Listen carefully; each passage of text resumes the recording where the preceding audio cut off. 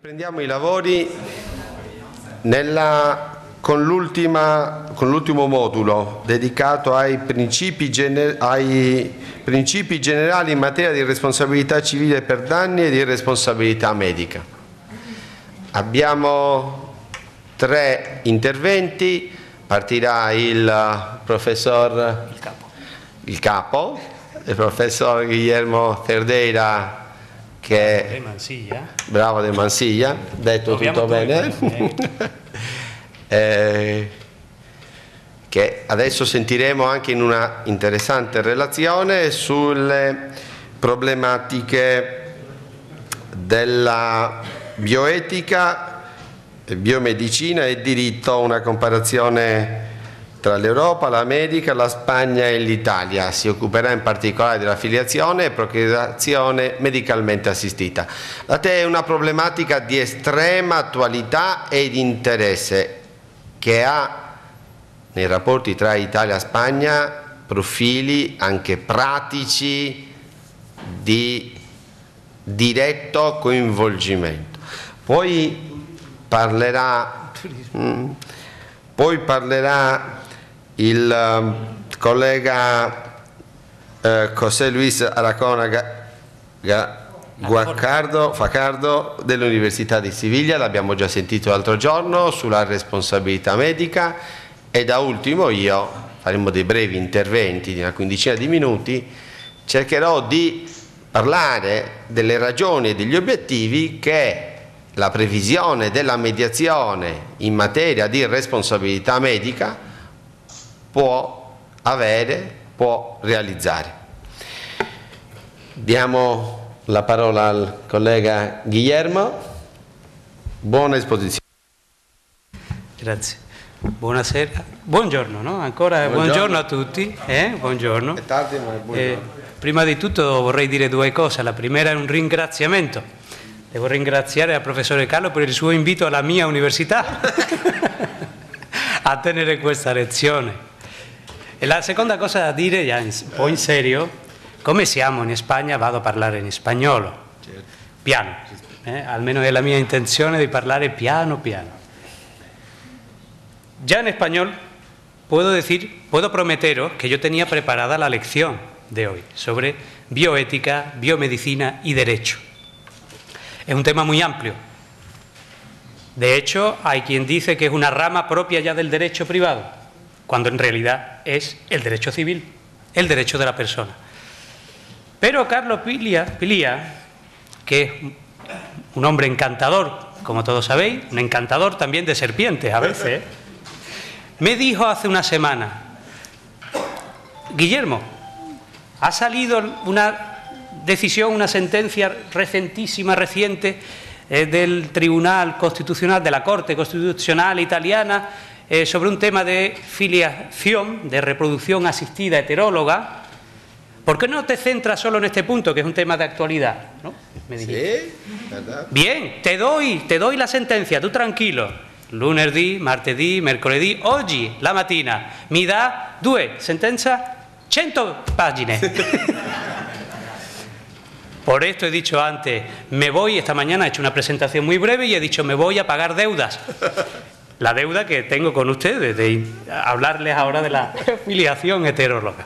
Me ha dado tiempo incluso a hacer un PowerPoint, con un poco de español, un poco de italiano, un poco de derecho, un poco de ética, como un roncola, una cosa un poco mixta.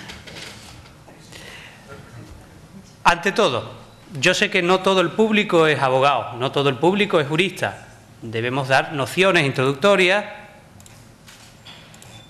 ¿Qué es la filiación? De esto todos tenemos una cierta idea. La filiación es la relación entre padres e hijos. Y eso, para la ley y por propia naturaleza, tiene sus propios efectos. El hijo tiene derecho al nombre y a los apellidos. En España 2 cognomi, en Italia soltanto 1, no, y al estilo romano, al estilo romano, nome, prenome, cognome. Derecho de alimentos, derecho sucesorio, materia que se ha tratado esta mañana. Pero aunque uno siempre piensa en un padre, una madre, un hijo natural, biológico, no existe hoy un único tipo de filiación.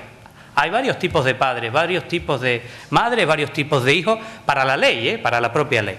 Por eso ahí os indico, hay una distinción tradicional de siempre, que en el caso de la ley española se recoge en el artículo 108 del Código Civil Español, en cuya virtud hay la de siempre, la filiación biológica por naturaleza, que puede ser matrimonial o no matrimonial, simplemente según los padres estén o no casados entre sí. Se añade también la filiación adoptiva. Esto es una novedad. Hasta no hace mucho, los hijos adoptivos no eran equiparados a los hijos naturales, tenían menos derechos, pero ya hoy esto es algo asumido, sabido por todos, aunque en Latinoamérica no, aún no. Hay países que aún conservan la distinción, pero este no es el tema de hoy. Me ha obligado a que sea otro tema, no este, que por cierto tiene relación con la mediación, aunque parezca al principio que no. New, la nueva filiación desde hace ya 20 años, es posible tener artificialmente hijos a través de la técnica de reproducción asistida. En Italia si chiama cosiddetta procreazione medicalmente assistita, que puede ser, aquí se le llama artificial, aunque no es una tercera categoría, no es un tercer tipo en realidad de filiación, porque en realidad o es matrimonial o no matrimonial, según los padres que se someten a esa reproducción, a esas técnicas, estén o no casados. Bien. ¿Cuáles son las reglas básicas, los principios humanos fundamentales a respetar en materia de filiación? Voy a hablar de algunos, dos. Un primer principio, la posibilidad de investigar la paternidad. Esto es también hoy admitido en todos los países del mundo. En todos los países del mundo, al menos la ley lo permite. Esto tampoco ha sido siempre así. Hasta hace muy pocos años en Europa no se permitía indagar, buscar quién es el padre de una persona. La madre no hacía falta. Mater semper certa est, pater incertus.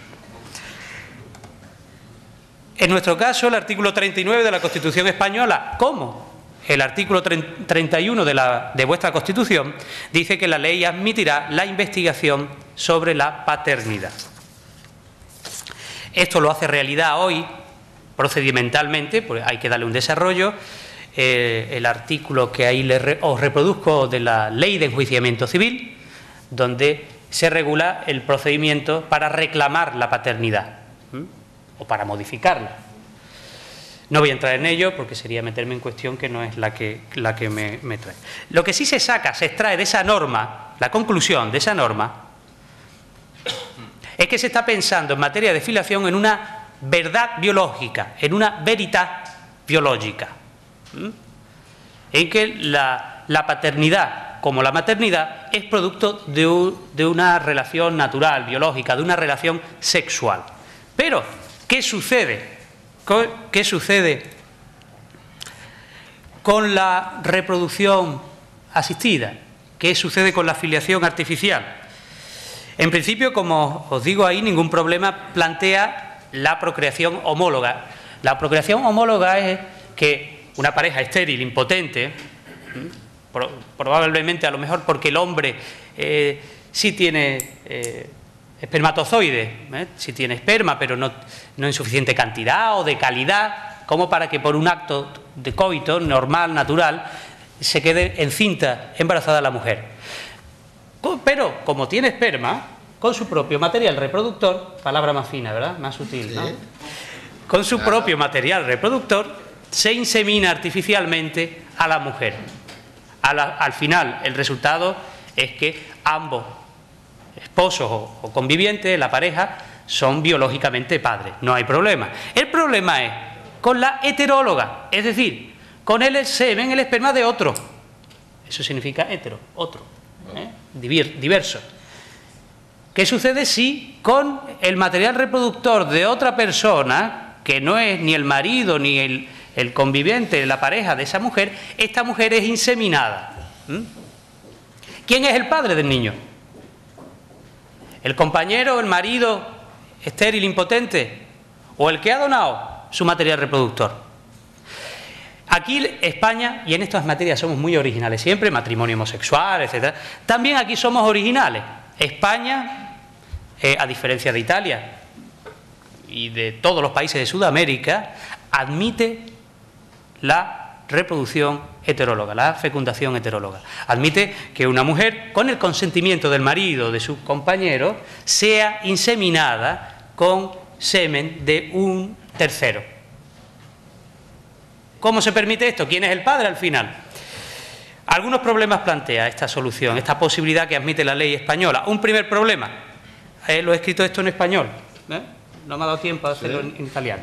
¿Cómo se coordina la intimidad del donante, del tercero que ha dado gratuitamente, es donación, su material reproductor, y la exigencia o la posibilidad de investigar la paternidad que garantiza el artículo 39 de la Constitución? ¿Acaso la ley española en este punto es inconstitucional? A ver si va a ser inconstitucional la nuestra y no la vuestra. Una sentencia del Tribunal Constitucional Español, ya ha llovido mucho, de 1999, afirma que no hay problema, que hay compatibilidad entre la ley española y la Constitución. El artículo 5 de la Ley de Reproducción Asistida Española, que la ley es primera, la vuestra, aunque se ha reformado en varias ocasiones, ahí permite, ahí está la lectura, permite que la persona que dona material reproductor, que cede a título gratuito semen, sea mantenida su confidencialidad. Es decir, que ni la mujer, ni su compañero, esté o no casada, ni en el futuro el hijo, sepan quién fue la persona que donó, salvo que por razones de salud de la propia vida del menor sea necesario conocer algunos datos biológicos del donante. En ese caso sí, se le puede hacer conocer quién es el donante, pero en ningún caso, para decir que ese donante es el padre. En ningún caso para eso. La ley protege la confidencialidad, la intimidad del donante y no le obliga a ser el padre, si no, no donaría a nadie.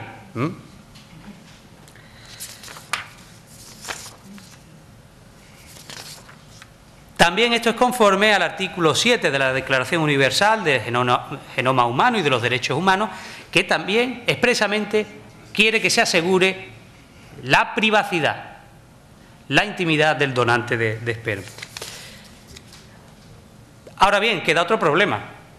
Si ese donante no es el padre, ¿quién es el padre del niño? ¿Quién es el padre? ¿Cómo se determina aquí la paternidad en el caso de reproducción heteróloga?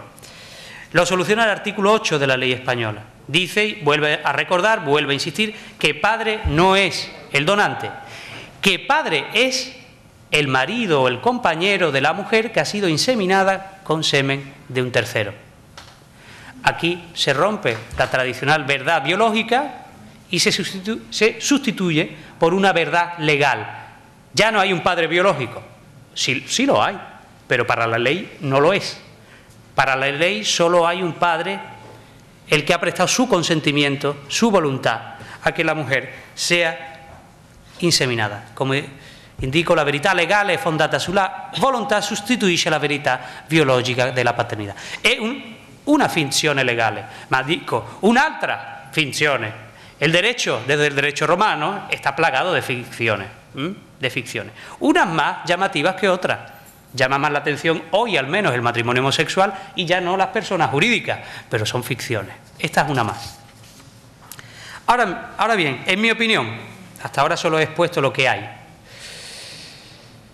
Esta solución, la española, es conforme a los intereses de los menores. Perché, scusate el italiano, los menores tienen una madre biológica inseminada, que es la madre que gesta, incinta y que pare al final el niño, y tiene un padre, es legalmente artificial. Bien, no es el padre biológico, pero es un padre que quiere al hijo. Es una paternidad fundada en la voluntad de ser padre. Es conforme, por tanto, a cualquier norma constitucional española, italiana, europea e internacional que hace proteger a los menores. El artículo 39 de la Constitución española, como los artículos 30 y 31 de vuestra Constitución, se preocupan de recalcar que en materia de familia el interés superior que hay que proteger es el del menor. Y en esta materia queda, en mi opinión, protegido. ¿Qué sucede en Italia? ¿Qué sucede en Italia? El artículo 4 de la ley, de vuestra ley, que regula desde el año 2004 la reproducción las reproducciones medicalmente asistidas, prohíbe la reproducción heteróloga. Una mujer casada o con un compañero no se puede inseminar con semen de un tercero, ni siquiera, y menos aún si está soltera. En España sí. En España sí.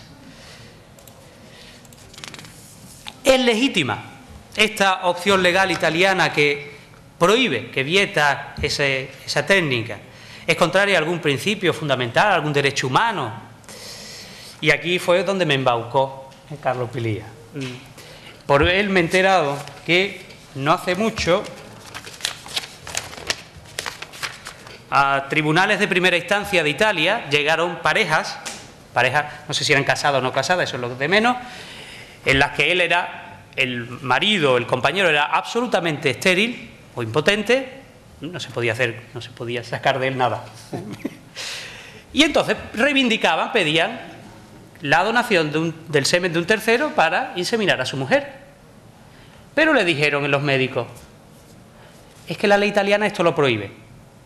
Luego veremos, por cierto, si un médico hubiera dicho, vale, te lo hago. ¿Qué sucede después? Responsabilidad médica por incumplir la ley, mediación, tema de mediación. Veremos. Así llegaron casos al tribunal de Florencia, de Catania, de Milán. Estos tres, ante la duda, plantearon una cuestión de inconstitucionalidad. ¿No es así? Si me equivoco, como decía Juan Pablo II, si es vallo, correcto. Si me equivoco, me corrige. Plantearon una cuestión de inconstitucionalidad. Porque pensaron, tenían las dudas estos jueces, de si la ley italiana era o no constitucional.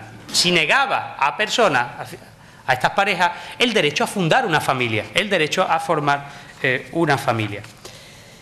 La Corte Constitucional italiana ha tenido la gran suerte de que ha habido, antes de tenerse que pronunciar, ha habido un par de sentencias del Tribunal Europeo de Derechos Humanos, ¿cómo lo llamaste hoy?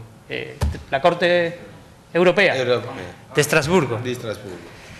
Dos sentencias, dicen ahora una de noviembre del año pasado, pero ya había antes otra de 2010, ambas sobre el mismo problema, pero en Austria, que también cuya ley también prohíbe la reproducción heteróloga, y el Tribunal Europeo dice que una ley europea prohíba la reproducción asistida no es contraria a los principios fundamentales de la Carta Europea, no es contraria a los derechos humanos que se recogen en la Carta de Derechos Fundamentales de la Unión Europea, que no, lo pongo ahí, ¿no?, que no es contraria a esa norma, que no van en contra del derecho a la intimidad ni al derecho a formar una familia. En el poco tiempo que he tenido esta mañana de leer esas dos sentencias, me he formado una pequeña opinión. En mi opinión, es verdad, en el derecho no existe, en las leyes, no existe un derecho a la procreación, a la reproducción, como tampoco existe un derecho a la adopción. Existe, por tanto, la capacidad, la idoneidad para adoptar o no adoptar.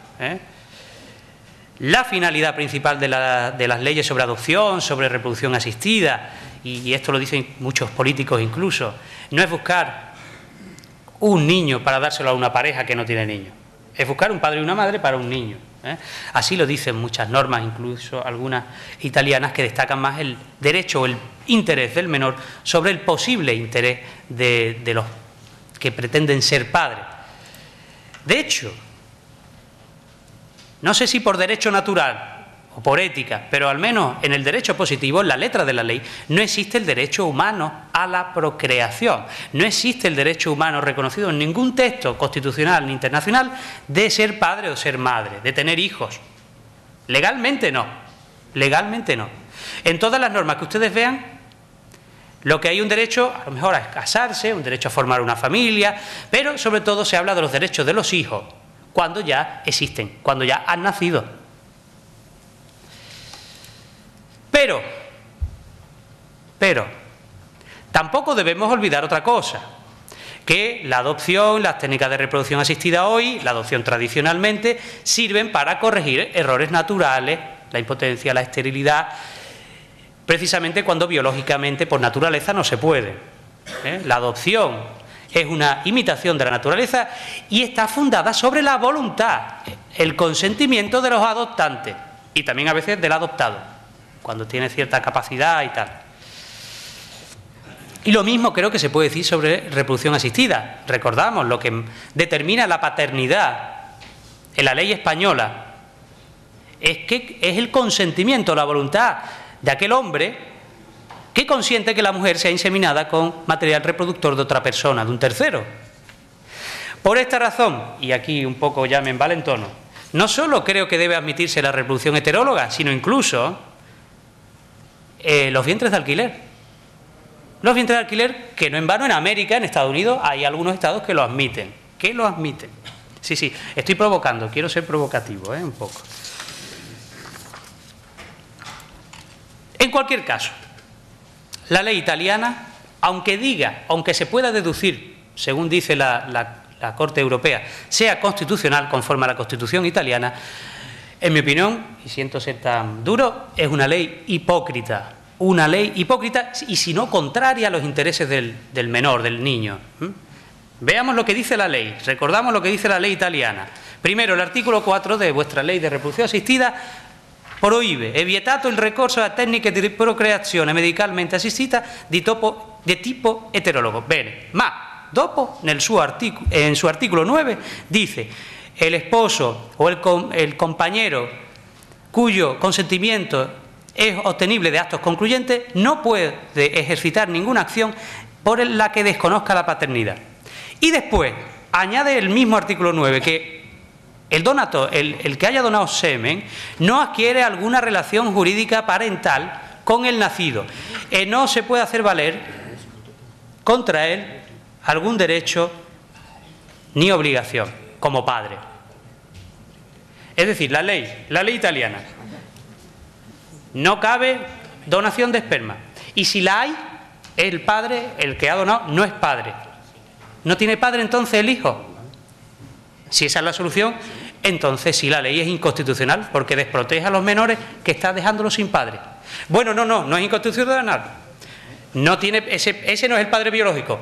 Vamos a entender por el artículo 9 que el que consintió, ilegalmente, pero consintió que la mujer se dejara embarazada mediante reproducción asistida de otro, con semen de otro, sea el padre. Entonces, aquí está la hipocresía.